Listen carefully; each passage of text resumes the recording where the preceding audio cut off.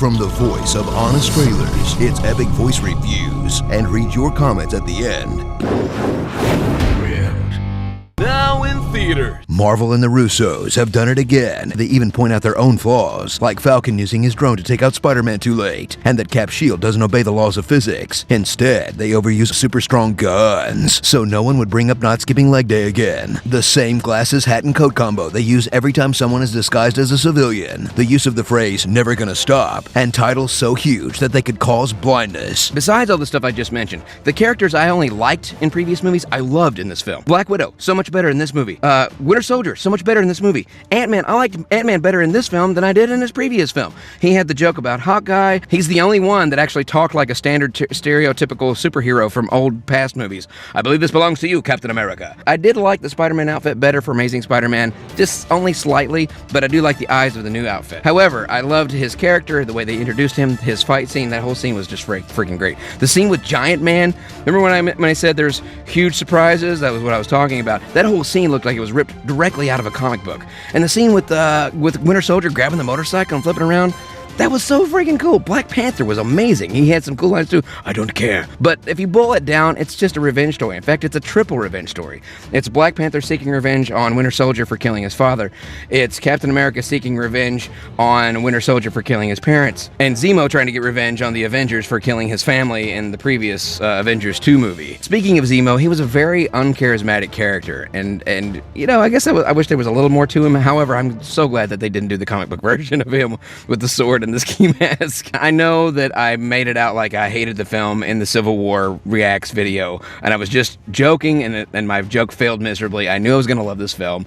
I knew that they didn't totally spoil it. They did reveal Spider-Man. We all knew that was going to happen. I kind of knew Giant Man was going to be there too, but there were some big reveals as well, and all of them were really well done. My only other issue was that the political differences between Captain America and Iron Man weren't all that dissimilar. I mean, I wish there was a bigger divide because, I mean, come on. They all signed the Accord, and something huge happens, like they're gonna keep their accord and let the world burn because Thanos showed up and their council didn't let them fight. They're gonna freaking break their contract and save the world. Come on. Still 5 stars and a must-see. Captain America's Mini Avengers movie, rated PG-13. One of the greatest kitten films of all time. Keanu is both hilarious and weird all in the same movie.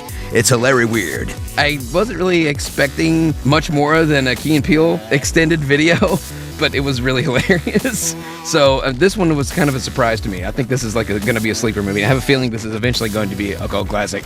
It is hilarious, and you should watch it. 4.5 stars, a must-see, a hilarious comedy that you won't see coming. Keanu, rated R. And of course, Deadpool is on Blu-ray and DVD, and it was freaking great.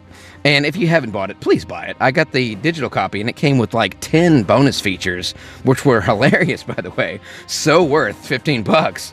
So if you haven't got Deadpool, you should get Deadpool. If you haven't seen the Deadpool Honest trailer, it's freaking hilarious. It's gonna be so funny though, you're gonna have to wear your brown pants. Finally caught up on Gotham, and I gotta say, that was a perfect casting choice for Hugo Strange. However, I do feel like there's a little much going on right now, but the more I watch the show, the more I like Riddler. Really? I mean, the first season made me like Penguin more than I've ever liked him before. The second season makes me like Riddler more than I've ever liked him before. And the thing is, I know how everybody's going to end up, and yet the show still sucked me in, so I'm still worried about Jim Gordon and Bruce Wayne and Alfred. Like, I know they're all going to be fine because they eventually end up in the story, but man, I'm actually concerned about what's going to happen to these characters. So, I mean, the show's really well done.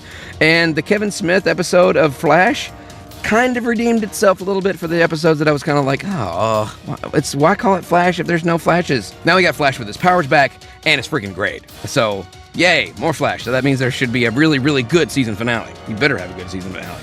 Please support this channel at patreon.com/epicvoiceguy and get all of these awesome shirts from rippedapparel.com. Both links in the video description below. And now it's time for your comments. Johnny Coco's Five Nights at Freddy's is the best game series ever. Winter Soldier is better than Winter Soldier. OMG, they killed Kenny. You are a god among insects. Never let anyone tell you different. Clint, you should not be here. I don't mock the drowned god. I am the drowned god. I will eat your heart. Autobots, we have a chance to dance. Smelly cat, what are they feeding you? Sometimes I want to punch you in your perfect weebos. He was my friend. So was I.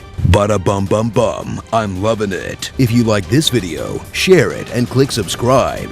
Click here for more epic voice reviews. Click here for more imitation gaming videos.